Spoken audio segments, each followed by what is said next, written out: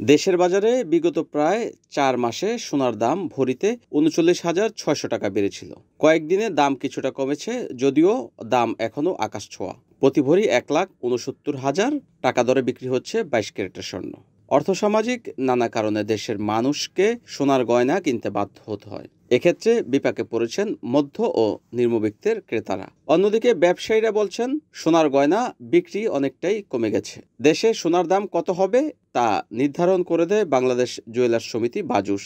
সংগঠনটির নেতারা বিভিন্ন সময় বলেছে, বিশ্ববাজারে দামের ওঠানামার সঙ্গে মিলিয়ে তারা দেশের দাম ঠিক করে। কয়েকদিন পরপরই নতুন দাম ঘোষণা করা হয়। বিশ্লেষণে দেখা যায়, বিশ্ববাজারের চেয়ে দেশের বাজারের দাম অনেকটা বেশি। যেমন দুবাই জুয়েলারি গ্রুপ নামে জুয়েলার্স সমিতির ওয়েবসাইটে দেওয়া তথ্য অনুযায়ী সংযুক্ত আরব আমিরাত দুবাইয়ে ২২ ক্যারেটের সোনার ভরি ছিল ৪,২১৭ দিরহাম, যা বাংলাদেশি মুদ্রায় ১,৩৯,৫০০ টাকা। ভারতের বুলিয়ন অ্যান্ড জুয়েলার্স অ্যাসোসিয়েশনের ওয়েবসাইটে দেওয়া দর বলছে, দেশটিতে গতকাল সোনার গয়নার দোকানে প্রতি ভরি স্বর্ণের দাম ছিল ১,৬,৯৬৯ রুপি, অর্থাৎ ১,৫৩,৬৫৮ টাকা। এর তুলনায় বাংলাদেশে সোনার দাম অনেকটাই বেশি।